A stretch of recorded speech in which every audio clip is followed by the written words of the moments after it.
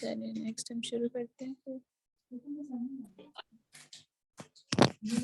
अब सबसे पहला क्वेश्चन जो उसने पूछा हुआ है, that is digestion of lipids begins in. अब लिपिड की डाइजेशन, किसी भी अगर प्रोडक्ट की डाइजेशन हो रही होती है तो हमें बॉडी के अंदर नेचुरली उसके लिए एंजाइम प्रेजेंट होते हैं। हर पार्ट के लिए, हर प्रोटीन मॉलिक्यूल है या लिपिड है या कार्बोहाइड्रेट है, उसके लिए हमारे पास डिफरेंट एंजाइम्स प्रेजेंट होते हैं बॉडी के अंदर। अगर हम लिपिड की बात करें ना, तो उसकी डाइजेशन के अंदर लाइपेजेस प्रेजेंट होते हैं आपकी बॉडी में। अब लाइपेजेस की लोकेशन में देखो तो सबसे पहले आपके पास लिंगुअल लाइपेज आ रहा होता है, राइट। तो अगर लिंगुअल लाइपेज है आपकी बॉडी के अंदर और वो प्रेजेंट है आपके माउथ के अंदर, ओरल कैविटी के अंदर, तो वहां पर लिपिड की डाइजेशन है वो शुरू हो जाती है, ठीक है। It begins in your oral cavity.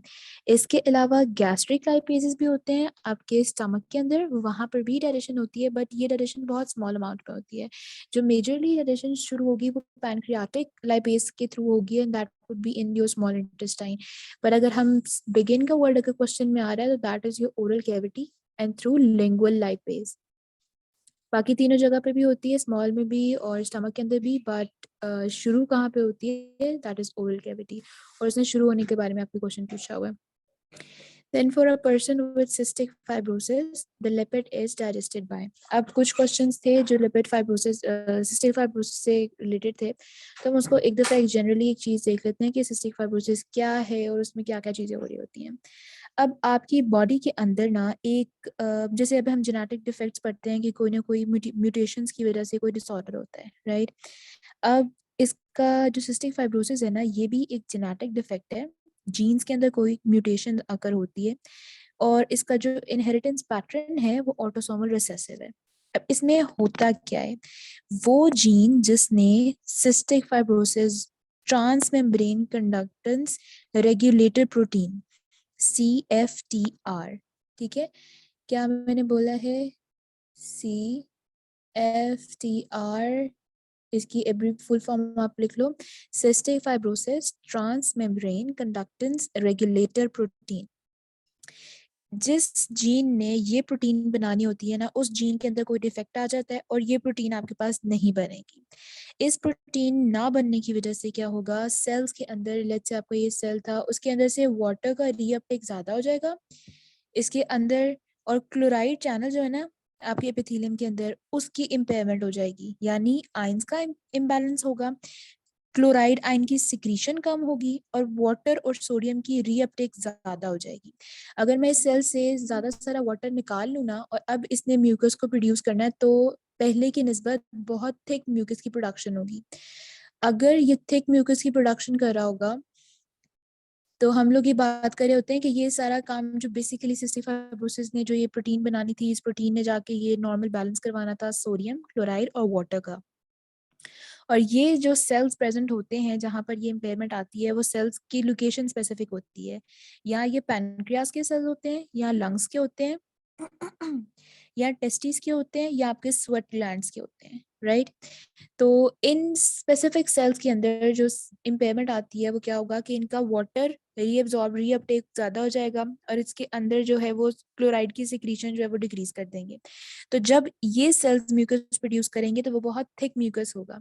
अब लेट्स से कि आपकी पैनक्रियास के अंदर ये सारा काम हो रहा है, ठीक है। ये आपका पैनक्रियास था, ये आपका पैनक्रियास था, और आगे उसकी ये बारीक सी डक्ट थी। अब अगर इस डक्ट से बाइल ने पास करना था, जिसके अंदर सारे एंजाइम्स और लाइपेज, पैनक्रियाटिक लाइपेज थी, उसने यहाँ पे प्रोड्यूस होके ना यहाँ मूव करना था। लेकिन अगर थिक म्यूकस प्रोड्यूस हो रही है तो इसने क्या किया, इस चीज को ब्लॉक कर दिया। यहाँ पे इतनी थिक म्यूकस प्रोड्यूस हुई कि यहाँ पे ब्लॉकेज हो गई उसके जो डक्ट है उसकी, ठीक है। तो पैनक्रियाटिक लाइपेज प्रोड्यूस तो हो रहा है लेकिन वो यहाँ से पास नहीं कर पा रहा स्मॉल इंटेस्टाइन के अंदर, और डाइजेशन के लिए जो है वो आपका इंटेस्टाइन के अंदर पैनक्रियाटिक लाइपेज अवेलेबल नहीं है, राइट। ये सारे काम हो रहे होते हैं आपके सिस्टिक फाइब्रोसिस में। इसके अलावा, क्योंकि मैंने आपको बताया जो सेल्स इफेक्ट हो रही हैं वो पैनक्रियास, लंग्स, टेस्टिस और स्वेट ग्लैंड्स के भी होते हैं। तो अगर लंग्स में भी ये काम होगा तो पल्मोनरी डिजीजेस भी होंगे, लंग्स के रिलेटेड इन्फेक्शंस भी होंगे। और अगर टेस्टिस में ये काम हो जाएगा तो वहां पर वो स्पर्म को जो है वो मूव नहीं करने देगा, क्योंकि थिक म्यूकस प्रोडक्शन हो जाएगी तो स्पर्म भी मूव नहीं कर पाएगा, तो मेल इनफर्टिलिटी भी होती है इससे, राइट। तो अब इससे रिलेटेड जितने भी क्वेश्चंस हैं हमारे, हम देखते हैं।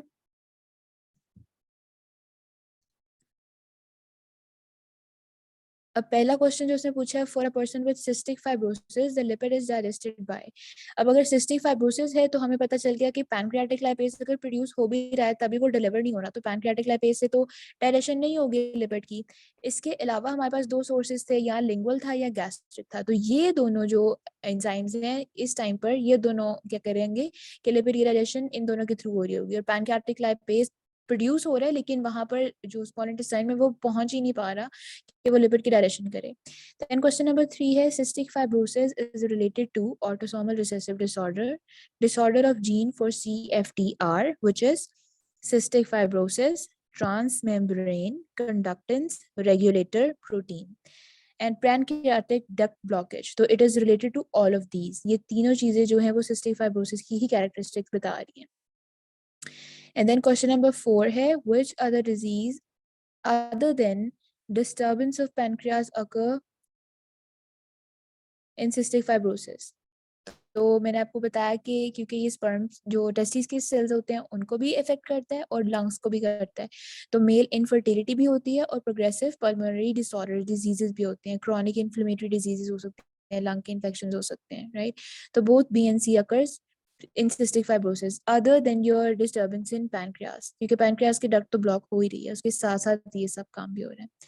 Now comes question number 5 which is emulsification of fats।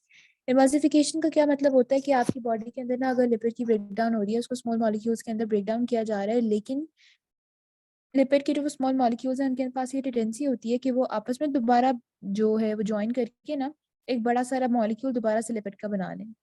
लेकिन हमारी बॉडी ये करती है कि उसको एक ऐसे स्ट्रक्चर के अंदर जो है वो कन्वर्ट कर देती है, उसकी एमल्सिफिकेशन कर देती है, ताकि वो बाद में दोबारा से कोलेसेंस ना करें, वो दोबारा से जुड़ के तो पहले वाला स्ट्रक्चर ही ना बना लें, राइट। कि अगर हम उसको तोड़ रहे हैं उस स्ट्रक्चर को, उसको स्मॉल पार्ट में डिवाइड कर रहे हैं, तो वो स्मॉलर में ही रहे ताकि उसकी नॉर्मल एब्जॉर्प्शन हो और उसको जहाँ पे यूज किया जा सकता है वहां पे उसको यूज किया जाए या स्टोर किया जाए।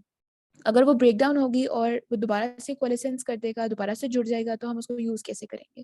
तो आपकी बॉडी इमल्सिफिकेशन कर रही होती है, इस प्रोसेस को हम बोलते हैं इमल्सिफिकेशन। और ये प्रोसेस जो है आपकी स्मॉल इंटेस्टाइन स्पेसिफिकली आपके ड्यूडेनम के अंदर हो रहा होता है, राइट। तो इसकी साइट आपने याद रखनी है, कुछ और इंपॉर्टेंट साइट्स हैं वो नेक्स्ट जैसे जैसे आती है मैं आपको लिखवाती जाऊंगी, तो आपने उसको भी मेंशन कर लेना। नेक्स्ट आपके पास क्वेश्चन उसने पूछा है व्हेन ट्राई इसाइल ग्लिसरोज। अब मैंने इस टेस्ट के अंदर ना कोशिश की थी कि मैं कम एब्रिविएशंस यूज करूं, लेकिन अब जैसे ट्राई इसाइल ग्लिसरोल है तो नॉर्मली जनरली हम इसको टैग्स बोलते हैं, TAGS, राइट। TAG कैपिटल होगा और S स्मॉल लेटर होगा, टैग्स ट्राई इसाइल ग्लिसरोल बोलते हैं, राइट। पेपर में ऐसे भी आ सकता है, अगर MAG आया हुआ है तो that is mono acyl glycerol, यानी एक ग्लिसरोल का मॉलिक्यूल उसके साथ एक जो है एसाइल ग्रुप अटैच है, तो वो मोनो एसाइल है, अगर दो होते तो वो डाई है, और अगर तीन है तो वो try acyl with one glycerol attached. तो पेनक्रियाटिक लाइपेज ने क्या करना है, लिपिड की डाइजेशन करनी है। लिपिड्स में किस चीज की डाइजेशन कर रहा होगा, वो टैग्स की ट्राई एसाइल ग्लिसरोल की डिग्रेडेशन कर रहा होता है। इसमें ना कुछ स्पेसिफिक प्रोडक्ट्स होते हैं जो हमें याद रखने पड़ते हैं। अब अगर हम बात करें कि पैनक्रियाटिक लाइपेज, जिसको हम ईस्टरेज भी बोलते हैं, ESTERASE, ईस्टरेज, इसको पैनक्रियाटिक लाइपेज भी बोल रहे हैं। इसने क्या करना है कि आपके टैग्स में से ना उसको ब्रेक डाउन करेगा दो चीजों में। One is your 2MAG which is 2 monoacyl glycerol and free fatty acids, right. इसने फैटी एसिड कार्बन नंबर 1 और 3 से रिमूव करना होता है। ये इंपॉर्टेंट चीजें हैं, ये आपको नंबर जो मैं बता रही हूँ ये याद रहने चाहिए। जब पैनक्रियाटिक लाइपेज टैग्स पे एक्ट करता है तो उसको दो कंपोनेंट्स में डिवाइड कर देता है, एक 2 मोनोएसाइल ग्लिसरॉल और दूसरा फ्री फैटी एसिड्स। और ये ब्रेकडाउन कैसे करेगा, रिमूव फैटी एसिड्स कहाँ से करेगा, एट कार्बन नंबर 1 और 3। ये चीजें भी MCQs में आ सकती हैं। इसके अलावा जो एक इम्पॉर्टेंट चीज, अच्छा यहाँ पे जो क्वेश्चन बना दैट इज 2MAG, और अदर प्रोडक्ट अगर यहाँ पे लिखा होता तो वो होता है फ्री फैटी एसिड्स। और अगर इसी से रिलेटेड मजीद क्वेश्चन वो जो है वो बढ़ा के पूछते तो क्या करते हैं कि कार्बन नंबर 1 और 3 से फैटी एसिड को रिमूव किया जाता है। इसके साथ यहाँ पे आप एक चीज याद रख लो कि एंटी ओबेसिटी ड्रग जो यहाँ पे मेंशन नहीं की हुई बट एक इम्पॉर्टेंट चीज है, उसका नाम होता है ORLISTAT, ORLISTAT, ORLISTAT। इससे क्या करना है, ये एक ऐसी ड्रग है, एक ऐसी मेडिसिन है, किसी ड्रग है जिसने आपकी गैस्ट्रिक और पैनक्रियाटिक लाइपेज को ना इनहिबिट कर देना है। अब अगर वो इनहिबिट हुए हुए हैं, वो नॉर्मल लिपिड को डाइजेस्ट नहीं कर रहे, लिपिड आप जैसे इनटेक कर रहे हो वैसे ही वो एक्सक्रीट हो रहा है, फैट की एब्जॉर्प्शन नहीं हो रही, तो क्या होगा कि फैट अगर एब्जॉर्ब भी नहीं हो रहा, स्टोर भी नहीं होगा, वेट जो है आपका लॉस की तरफ जाएगा, राइट। तो ये इसको एंटी ओबेसिटी ड्रग बोलते हैं। एक बस एक पॉइंट मेंशन था, ये आपने याद रखना। नेक्स्ट क्वेश्चन नंबर 7 है, activity of cholesterol esterase is enhanced by the presence of. अब जब हम पैनक्रियाटिक एंजाइम्स की बात कर रहे होते हैं ना, तो हम लोगों ने 3-4 चीजें याद रखनी है। एक कि हमने टैग्स की डिग्रेडेशन कैसे की, वो अभी हमने बताया कि पैनक्रियाटिक लाइपेज, ऊपर वाले एमसीक्यूज में हमने कहा टैग्स को हमने पैनक्रियाटिक लाइपेज के थ्रू जो है वो डिग्रेड किया। दूसरी चीज होती है आपकी कोलेस्टेराइल एस्टर्स, राइट। इसकी जो डिग्रेडेशन है ना, उसके लिए कोलेस्टेरॉल एस्टरेज एंजाइम होता है, जिसको हम पैनक्रियाटिक कोलेस्टेराइल एस्टर हाइड्रोलेज भी बोलते हैं। पैनक्रियाटिक कोलेस्टेराइल एस्टर हाइड्रोलेज, इसने कोलेस्टेराइल एस्टर्स को ब्रेक डाउन करना होता है, और ब्रेक डाउन करके क्या करेगा, ये भी उसकी ब्रेकडाउन से कोलेस्टेरॉल बनाएगा और फ्री फैटी एसिड्स बनाएगा। अब आपने जो दो चीजें अभी तक याद रखने वाली हैं, टैक्स की डिग्रेडेशन से 2 मोनोएसाइल ग्लिसरॉल और फ्री फैटी एसिड्स बन रहे थे, और कोलेस्टेराइल एस्टर की डिग्रेडेशन से कोलेस्टेरॉल और फ्री फैटी एसिड्स बन रहे हैं, राइट। लेकिन अगर हम इस एंजाइम की बात करें कि कोलेस्टेरॉल एस्टरेज जो है, इसकी एक्टिविटी बढ़ सकती है बाइल सॉल्ट्स की प्रेजेंस में। इसी वजह से जब इसकी एक्टिविटी हो रही होती है तो आपके पैनक्रियास से बाइल सिक्रीट होता है, जिसके अंदर बाइल सॉल्ट्स भी होते हैं, पैनक्रियाटिक लाइपेजेस भी होते हैं। तो जो बाइल सॉल्ट्स है ना, वो इस एंजाइम की एक्टिविटी को इनहांस करते हैं। तो क्या हुआ कि बाइल सॉल्ट्स की प्रेजेंस से इसकी एक्टिविटी इनहांस होती है। अगर हम जेनेटिक डिफेक्ट की बात करें ना, तो जेनेटिक डिफेक्ट में क्या होता है कि एबनॉर्मल प्रोडक्शन होती है, तो वो ज्यादा हो या कम कुछ भी हो सकती है। तो जेनेटिक डिफेक्ट से जरूरी नहीं कि वो एनहांस ही हो रहा होता है, जेनेटिक डिफेक्ट में तो ये भी हो सकता है कि एंजाइम जो है प्रोड्यूस ही ना हो रहा हो और उसकी डिग्रेडेशन, उसकी बिल्कुल एक्टिविटी स्टॉप हो जाए, राइट। और टैग्स या मोनोसाइल ग्लिसरॉल्स की प्रेजेंस में क्या होगा कि वो एक सिम्टम, एक जैसे कहते हैं ना सेंसरी स्टिमुलस दे रहा होता है कि अब मजीद हम लोगों ने जो है वो लाइपेजेस की प्रोडक्शन करनी है। लेकिन अगर एक्टिविटी को इनहांस करने की बात की जाए तो वो बाइल सॉल्ट्स की प्रेजेंस में होती है। ये भी एक इंपॉर्टेंट चीज, एक इंपॉर्टेंट चीज ये है। और दूसरी है कि pancreatic secretion is controlled by hormone. आपने बताना था कि कौन से हार्मोन से इसकी सिक्रीशन जो है वो इफेक्ट हो रही होती है। अब हमारे पास डिफरेंट हार्मोन्स होते हैं। एक जो इम्पोर्टेंट हार्मोन है दैट इज सेक्रेटिन, और दूसरा इंपॉर्टेंट है कोलिसिस्टोकाइनिन, जिसको नॉर्मली CCK के नाम से हम बोलते हैं, ठीक है। इसके अलावा यहाँ पर जो दो लिखे हुए हैं वो इम्पोर्टेंट, जो बाकी ऑप्शन है, अमाइलोज क्या करेगा, अमाइलोज तो हमारे पास एक वो कार्बोहाइड्रेट का स्ट्रक्चर होता है, राइट, अमाइलोज एंड अमाइलोपेक्टिन, तो ये तो स्ट्रक्चर ही अलग है, it is not a hormone. दूसरे हमारे पास जो थर्ड, जो हमारे पास लास्ट ऑप्शन है lipase, that is an enzyme, again that is not an hormone. हमारे पास हार्मोन्स में सेक्रेटिन है या कोलिसिस्टोकाइनिन है। अब इसमें से जो कोलिसिस्टोकाइनिन है, ये क्या करता है, जब आपके इंटेस्टाइन के अंदर लिपिड अगर एंटर करता है ना, तो ये उसको सेंस करेगा और जाके पैनक्रियास को सिग्नल करेगा कि वो मजीद पैनक्रियाटिक सिक्रीशन को जो है वो ड्यूडेनम के अंदर सिक्रीट करे। जो आपका सेक्रेटिन है, इसने क्या करना होता है, ये भी लिपिड की डाइजेशन में हेल्प कर रहा होता है, लेकिन कैसे, ये बाइकार्बोनेट आयंस की प्रोडक्शन को इंक्रीज करता है। आपके जो लाइपेजेस है ना, उनको वर्क करने के लिए जो एक अप्रोप्रिएट ऑप्टिमम पीएच चाहिए होती है, सेक्रेटिन की एक्टिविटी से वो पीएच नॉर्मल हो रही होती है। तो अगर हम बात करें, अगर हमने पैनक्रियास की सिक्रीशन को इनहैंस करना है तो कोलिसिस्टोकाइनिन एक्ट करेगा। लेकिन अगर हमने पीएच को मेंटेन करना है, वहां पे बाइकार्बोनेट आयंस की सिक्रीशन करनी है और पीएच को न्यूट्रलाइज करना है, वहां पर ऑप्टिमम पीएच लेके आनी है ताकि जो पैनक्रियाटिक एंजाइम्स है वो नॉर्मली काम कर सकें, तो that would be done by your hormone secretin. तो यहाँ पर क्योंकि पैनक्रियास की सिक्रीशन को करना था, तो वो कोलिसिस्टोकाइनिन है। ये एब्रीविएशन भी आप याद रखो, CCK के नाम से, and that is a very famous abbreviation. तो यहाँ पर जो यूज की हुई है वो आप लोग को इतनी एब्रीविएशंस आनी चाहिए। मैम क्वेश्चन इसमें नंबर 9, क्या हुआ? मैम इसमें तो बहुत ऑप्शन आनी चाहिए, सिक्रेटिन भी है और कोलेसिस्टोकाइनिन भी है, पैनक्रियाटिक ठीक है, मैंने सिक्रीशन को अभी कंट्रोल। ठीक है, मैंने अभी आपको ये बताया ना कि पैंक्रियाटिक सिक्रीशन की अगर बात हो रही है ना तो वो कोलेसिस्टोकाइनिन है, लेकिन अगर वहाँ की पीएच को मेंटेन करना है तो वो सेक्रेटिन है, क्योंकि सेक्रेटिन का काम क्या है कि उसने वहाँ पे बाइकार्बोनेट आयंस की प्रोडक्शन करनी है ताकि जो आपको ऑप्टिमम पीएच चाहिए, जो आपका हाइड्रोजन या हाइड्रोक्सिल का बैलेंस है वो हो, उसके लिए वो बाइकार्बोनेट आयन को सिक्रीट कर रहा होता है। तो सेक्रेटिन ने नॉर्मल फंक्शनिंग काम करवाना है, लेकिन क्या करेगा कि वो वहां पे पीएच को मेंटेन कर रहा होता है। लेकिन अगर मैं कहूँ कि मैंने पेनक्रियास से मजीद और मजीद सिक्रीशन करवानी है, वहां के जो कंटेंट्स हैं उसको मैंने स्मॉल इंटेस्टाइन के अंदर रिलीज करवाना है, वो काम कोलिसिस्टोकाइनिन का होता है। डिफरेंस समझ आया? जी मैम। ठीक है, नेक्स्ट क्वेश्चन नंबर 9 है, most of the bile is. अब आपके जो बाइल है ना, जो सिक्रीट हो रहा होता है, अब उसका फेट क्या है? अच्छा, यहाँ पे ना फेट वाले क्वेश्चन भी बहुत इंपॉर्टेंट होते हैं। एग्जामिनर आपसे पूछता है कि फैटी एसिड का फेट या कोलेस्ट्रॉल का, कोलेस्ट्रॉल रेमिनेंस का, इन सब के फेट्स आपको याद होने चाहिए। अब अगर आपके पास बाइल की सिक्रेशन हो गई है तो क्या होगा?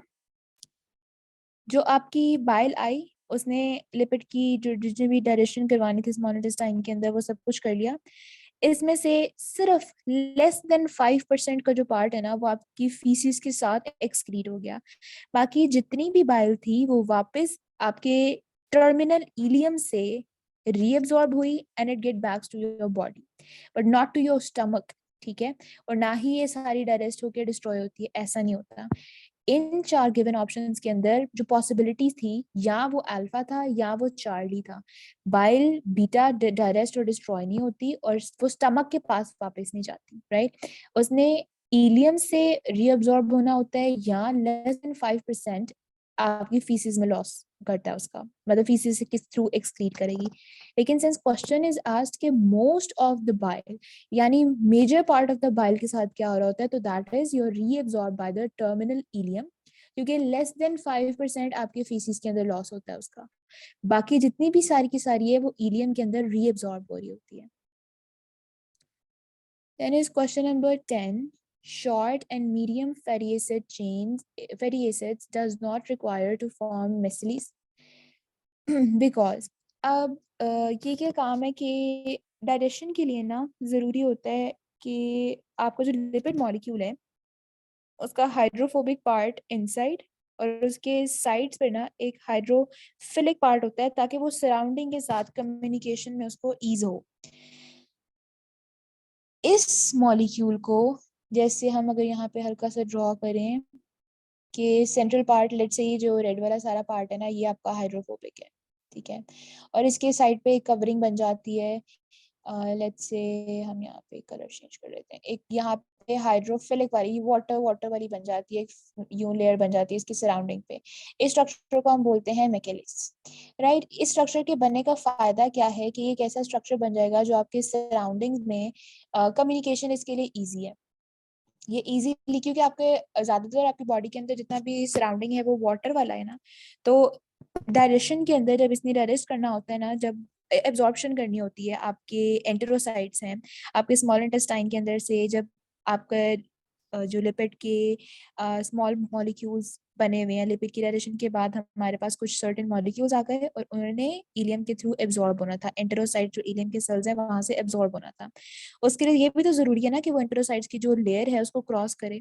अब उसको क्रॉस करने के लिए जरूरी है कि वो एक ऐसे मीडियम उसके सराउंडिंग में हो जो उसके साथ कम्युनिकेट करे और उसको क्रॉस करे, या वो मेम्ब्रेन इतनी परमिएबल हो कि उसको क्रॉस करने दे। तो अगर लिपिड के सराउंडिंग में वाटर का एक बैरियर बना होता है, वो वाटर का बैरियर उसको अलाउ करता है, उसके लिए ईज करता है कि वो एंटेरोसाइट्स को क्रॉस कर ले। तो आपके जो बाकी मॉलिक्यूल्स होते हैं, जो बिगर मॉलिक्यूल्स हैं, उनके सराउंडिंग पे तो एक हाइड्रोफिलिक जो लेयर है वो बन जाती है, लेकिन जो शॉर्ट और मीडियम चेन फैटी एसिड्स है ना वो ऑलरेडी वाटर सॉल्युबल होते हैं।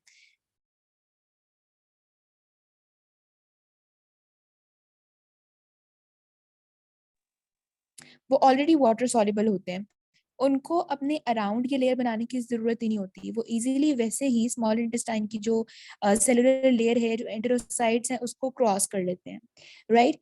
तो यहाँ पे जो क्वेश्चन है उसने पूछा कि शॉर्ट चेन और मीडियम चेन फैटी एसिड्स को मिशेलिस बनाने की जरूरत क्यों नहीं होती?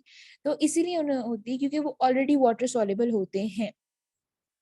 वो डिजायर्ड नहीं होते एक्सक्रीटेड, उनमें भी रीअब्सॉर्ब होना होता है, वो लिपिड सॉल्युबल नहीं होते, वो वाटर सॉल्युबल होते हैं, और दे डू नॉट इमल्सिफाई। तो इमल्सिफिकेशन तो हमने कर दी ना, ताकि वो दोबारा से रीजॉइन ना कर लें, इमल्सिफाई तो वो हो गए हुए हैं, और वो वाटर सॉल्युबल है, इसीलिए एंटेरोसाइट्स को क्रॉस कर देते हैं और इजीली एब्जॉर्ब हो जाएंगे, राइट। इसी वजह से ये भी आपने याद रखना है कि शॉर्ट और मीडियम वाले, हम लॉन्ग चेन की बात नहीं कर रहे, लॉन्ग के सराउंडिंग पे वाटर का बैरियर बनेगा, हाइड्रोफिलिक जो बैरियर है वो बनेगा।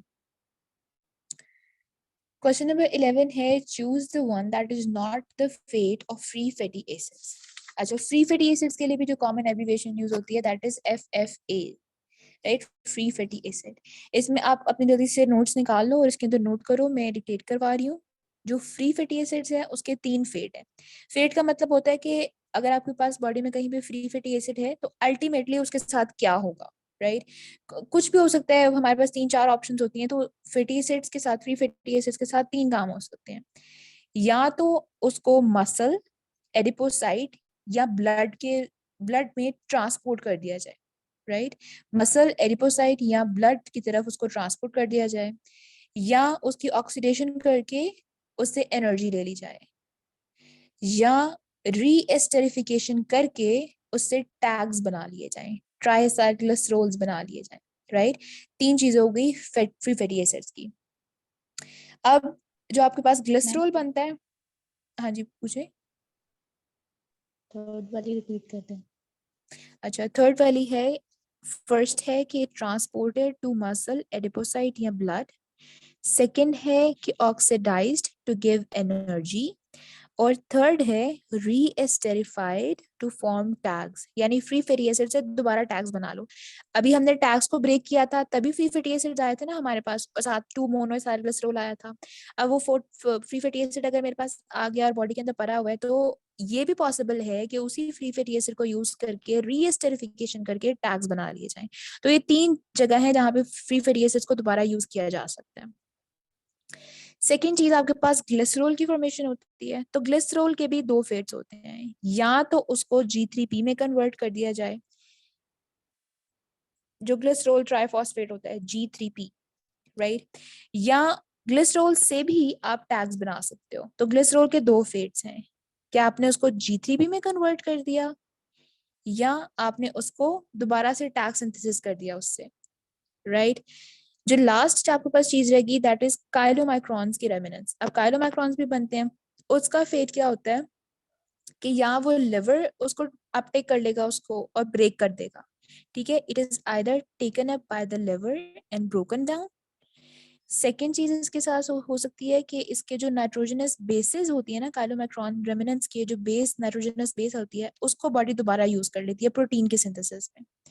थर्ड चीज हो सकती है कि इससे कोई ना कोई डिजीज हो जाएगी, अगर ये बॉडी के अंदर एक्यूमुलेट होना शुरू हो जाए तो कोई ना कोई डिजीज कॉज कर देगा, राइट। तो 3 चीजों के मैंने आपको फेट्स बता दिए, लेकिन जो मैम अभी उसने पूछा हुआ है जी। काइलोमाइक्रोन का सेकंड पॉइंट रिपीट कर दें। अच्छा, काइलोमाइक्रॉन का सेकंड पॉइंट है कि काइलोमाइक्रॉन्स के जो कोलेस्ट्रॉल और नाइट्रोजनस बेस है उसको बॉडी दोबारा यूज कर ले, ठीक है, रीयूज कर लिया जाए मैम कोलेस्ट्रॉल और नाइट्रोजनस। अब उसने जो क्वेश्चन पूछा हुआ था वो पूछा था फ्री फैटी एसिड का फेट नहीं है। तो फ्री फैटी एसिड के 3 फेट्स थे कि वो मसल, एडिपोज टिश्यू या ब्लड पे ट्रांसपोर्ट हो रहा है, तो अल्फा तो निकल गया, वो उसका फेट है। चार्ली में वो कहते हैं ऑक्सीडाइज करके उससे एनर्जी ले लो, तो ये भी उसका फेट है। डेल्टा में वो कह रहे हैं कि रीएस्टेरिफिकेशन करके उसे टैग्स बना लो, ये भी उसका फेट है। लेकिन बीटा जो वो कह रहा है ये इसका फेट नहीं है, इसको हम G3P में कन्वर्ट नहीं करते बल्कि ग्लिसरॉल को G3P में कन्वर्ट कर रहे मैम होते हैं जी। मैम लिपिन कोड में जो है ना फेट ऑफ फैटी एसिड, उसमें भी लिखा हुआ है कि 50% जो है ना फैटी एसिड वो ग्लिसरॉल 3 फॉस्फेट में हो जाते हैं कन्वर्ट, और जो G3P आपका, से ही तो टैग्स बनते हैं ना। देखो अल्टीमेट गोल की बात हो रही है ना कि फेट क्या है, अल्टीमेटली उसका एंड रिजल्ट क्या होगा। तो फ्री फैटी एसिड्स ने आगे टैग्स बनाने हैं, ठीक है, फ्री फैटी एसिड्स को एस्टरिफिकेशन करेंगे तब उसमें टैग्स बनेंगे ना। लेकिन जो ग्लिसरॉल है वो G3P में कन्वर्ट होके आगे G3P जो आपका ग्लाइकोलाइसिस वाला साइकिल था उसमें यूज हो जाएगा। लेकिन फ्री फैटी एसिड्स की जब आप रीएस्टरिफिकेशन करोगे तब टैग्स बनेंगे। जो आपकी बॉडी के अंदर जितना भी फ्री फैटी एसिड्स पड़ा होगा ना, उसने या तो मसल की तरफ चले जाना है, या एनर्जी दे देगा, या अल्टीमेटली टैग्स बना देगा। G3P तक जाने का काम जो है वो आपके ग्लिसरोल का होता है।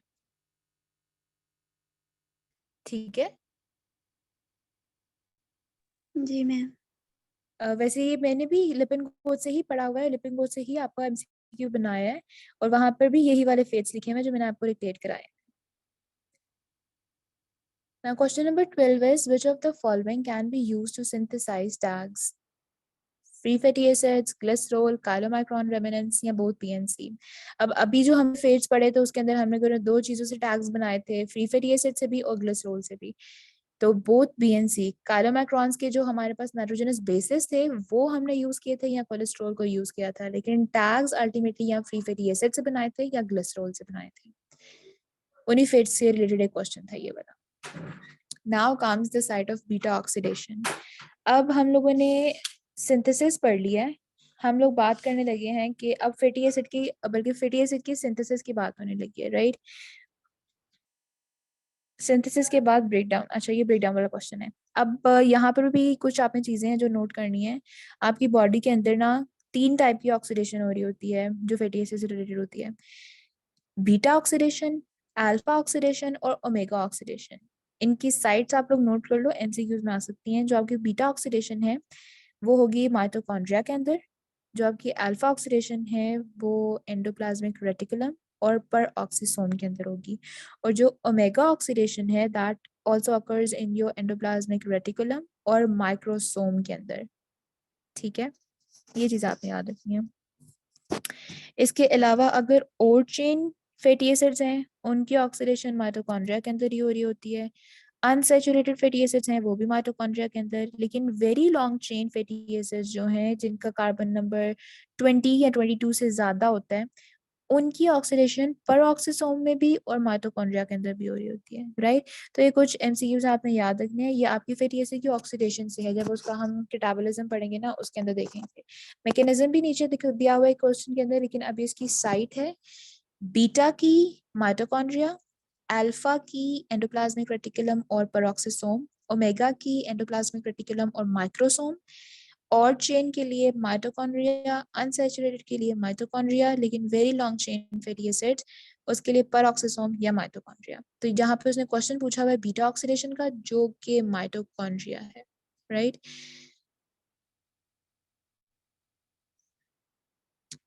क्वेश्चन नंबर 14 है, a person presented with dry scaly dermatitis. One of the essential fatty acid is found missing in this patient. Identify which fatty acid it could be. अब अगर हमें पहली चीज नहीं पता ना कि ड्राई स्केली डर्मेटाइटिस किस चीज की कमी की वजह से हो सकता है, तो हमें दूसरा चीज तो पता होगी कि एसेंशियल फैटी एसिड हमारे बॉडी के अंदर कौन कौन से हैं। एसेंशियल का क्या मतलब होता है कि ऐसे फैटी एसिड जो आपकी बॉडी खुद से सिंथेसाइज नहीं करी लेकिन नॉर्मल फंक्शनिंग के लिए उसको जरूरी है वो चीज, तो आप डाइट के थ्रू वो फैटी एसिड कंज्यूम कर रहे होते हो, राइट। तो इसके अंदर हमारे पास दो चीजें आती हैं, लिनोलेइक एसिड और अल्फा लिनोलेनिक एसिड। ठीक है, ये दोनों आपके एसेंशियल फैटी एसिड्स होते हैं। इसके अलावा जो चीजें आपने याद रखनी है वो ब्यूटेरिक एसिड होता है और कैप्रिक एसिड है। ठीक है, ये क्या हो गए, ये आपकी जो मिल्क होता है ना उसके अंदर सिग्निफिकेंट अमाउंट के अंदर प्रेजेंट होता है, ब्यूटेरिक एसिड और कैप्रिक एसिड। इसके अलावा जो प्रोस्टाग्लैंडिन्स होते हैं उसका प्रिकर्सर जो फैटी एसिड है दैट इज एरिकिडोनिक एसिड। ठीक है, ये चीजें आपने लाजमी याद रखनी। देखिए ये चीजें ऊपर नीचे करके ही MCQ में पूछी जाती हैं। यहाँ पर उसने एसेंशियल अमाइनो एसिड की, एसेंशियल फैटी एसिड की बात की थी, तो एसेंशियल फैटी एसिड में आपके पास दो चीजें हैं, लिनोलेइक एसिड या अल्फा लिनोलेनिक एसिड। तो यहाँ पर अगर हम बाकी मेंशन देखें तो यहाँ पर ऑप्शन हमें सामने दिख रहा है, डेल्टा ऑप्शन आपका एसेंशियल है। अब होता क्या है कि अगर एसेंशियल, ये जो आपका एसेंशियल फैटी एसिड अगर बॉडी के अंदर से मिसिंग होता है ना, तो इसका काम क्या है कि इसने स्किन पे ना एक बैरियर बनाना होता है ताकि वो वाटर का बैलेंस रखे। अगर इसकी डिफिशियंसी होगी तो वो बैरियर नहीं होगा और वाटर जो स्किन है उससे से ज्यादा वाटर का लॉस हो जाएगा, और ज्यादा पानी के लॉस से जो आपकी स्किन है वो ड्राई और स्केली हो जाती है। ठीक है, तो यहाँ पर जो इसकी फाइंडिंग्स है ड्राई स्केली डर्मेटाइटिस या फैटी एसिड, जो एसेंशियल फैटी एसिड है उसकी मिसिंग है वो, ठीक है, बॉडी के अंदर उसकी डेफिशिएंसी है। तो ये दोनों इंडिकेट कर रही हैं कि it is related to your linolenic acid या linolenic acid. Question number 15 is the sequence of fatty acid de novo synthesis is। अब fatty acid बॉडी के अंदर प्रोड्यूस होने लगा है, राइट? आपकी बॉडी के अंदर क्या हुआ कि मैम कार्बोहाइड्रेट, जी मैम आपने रेकिडोनिक के बारे में क्या बताया था? मैंने एरिकिडोनिक के बारे में बताया था कि अगर बॉडी के अंदर प्रोस्टाग्लैंडिन्स ने बनना होता है ना, प्रोस्टाग्लैंडिन्स ने बनना है, तो उसके लिए जो प्रिकर्सर चाहिए वो आपका एरिकिडोनिक एसिड होता है। प्रिकर्सर यानी जिसने उसकी सिंथेसिस को शुरू करना है, जो उसकी सिंथेसिस के लिए हमें चीज चाहिए होती है, राइट? तो दैट इज एरिकिडोनिक एसिड। अब क्वेश्चन नंबर 15 में क्या कह रहा है कि de novo synthesis fatty acid की होने लगी है। अब डी नोवो सिंथेसिस क्या है कि आपकी बॉडी के अंदर आपने एक मील ली है और वो रिच इन कार्बोहाइड्रेट है एंड प्रोटीन्स है। आपकी बॉडी के अंदर जितना आपको नॉर्मल कार्बोहाइड्रेट चाहिए था, प्रोटीन चाहिए था, वो बॉडी ने यूज कर लिया, लेकिन अभी भी बहुत ज्यादा कार्बोहाइड्रेट या प्रोटीन आपकी बॉडी के अंदर है। तो बॉडी क्या करेगी कि उसको इन चीजों को इस्तेमाल करते हुए फैट्स में कन्वर्ट कर देगी, राइट? इस चीज को हम क्या बोलते हैं कि ये fatty acid de novo synthesis है। अब इसकी साइट क्या है? साइटोसोलिक प्रोसेस होता है ये, राइट? साइटोसोल के अंदर हो रहा होता है, और जिन सेल्स में है वो या लिवर के सेल्स हैं, या लैक्टेटिंग मेमोरी ग्लैंड्स हैं, या कुछ अमाउंट ऑफ एडिपोज टिश्यू, उसमें भी कुछ एक्सटेंड तक हो सकता है, राइट? लेकिन मोस्टली कहाँ पर हो रहा है कि लिवर और लैक्टेटिंग मेमोरी ग्लैंड्स के अंदर, और वहां पे भी सेलुलर लेवल पे बात करें तो साइटोसोल के अंदर हो रहा होता है। इसके स्टेप का सीक्वेंस याद रखने के लिए वैसे एक जो निमोनिक है CRDR, सबसे पहले carboxylation and decarboxylation, reduction, dehydration, again reduction, ठीक है? जब आप इसका अगर पूरा सिंथेसिस पढ़ो ना तो ये ऐसे स्टेप्स हो रहे होते हैं CRDR, carboxylation, decarboxylation, reduction, dehydration, again reduction. अब इसके अंदर जो स्टेप्स अगर हम नाम देखें तो सबसे पहले साइटोसोलिक एसिटाइल को ए प्रोडक्शन होती है, ठीक है? सबसे पहले साइटोसोल के अंदर ना एसिटाइल को ए ने प्रोड्यूस होना होता है। अब उस एसिटाइल को ए की होगी, मैंने जैसे आपको बताया CRDR फॉलो करेंगे, इसकी कार्बोक्सिलेशन होगी और वो मेलियोनाइल को ए में कन्वर्ट हो जाएगा। देन उसकी डीकार्बोक्सिलेशन होगी, और डीकार्बोक्सिलेशन और डिहाइड्रेशन एंड रिडक्शन, ये सारे फिनोमेना को हम इकट्ठे करके बोलते हैं कि यूकैरियोटिक फैटी एसिड की सिंथेसिस है, कि हम इसको स्टडी यूकैरियोट्स में करे होते हैं इसलिए। उसके आगे रिडक्टेंट रिसोर्स, और उस सोर्सेस से, वो सोर्स बेसिकली होता है कि NADPH चाहिए होता है। NADPH की जब उसकी अवेलेबिलिटी होगी देन फर्दर उसकी इलोंगेशन का फिनोमेना होता है। तो हमारे पास ये सीक्वेंस वाइज स्टेप्स चल रहे होते हैं, आपने सिर्फ इसका सीक्वेंस याद रख लेना, राइट? तो यहाँ पर सबसे पहले क्या हुआ कि एसिटाइल को ए ने प्रोड्यूस होना है, तो एसिटाइल को ए, साइटोसोलिक एसिटाइल को ए की प्रोडक्शन, तो सबसे पहले होगा 3, राइट? तो बाकी तो ऑप्शन तो निकल गई, तो 4D और डेल्टा रह गया। उसके बाद क्या होता है कि आपका एसिटाइल को ए की कार्बोक्सिलेशन होनी होती है, तो 3 के बाद इज 2 वाला भी आ गया, तो ये डेल्टा ऑप्शन भी निकल गया। रिमेनिंग 104, इसको हम पढ़ भी लें कि यूकैरियोटिक फैटी एसिड की सिंथेसिस और आगे उसकी इलोंगेशन हो रही होती है, तो 3214 जो इन ऑप्शंस के हिसाब से है, आपने बस इसको देख लेना है, राइट? तो correct option is 4D। Next question number 16 है, इन्हीं स्टेप्स के अंदर ना एक स्टेप होता है जो सबसे लंबा होता है, जिसको हम रेट लिमिटिंग स्टेप बोलते हैं, and that is your second step, जो डीकार्बोक्सिलेशन वाला स्टेप होता है। उसी स्टेप को हम रेट लिमिटिंग बोलेंगे, तो सबसे ज्यादा टाइम लेगा। तो ये चीज आपने याद रखनी होती है कि कौन से स्टेप रेट लिमिटिंग है। आपने fatty acid de novo synthesis में याद रखना है कि जो आपका कार्बोक्सिलेशन वाला स्टेप है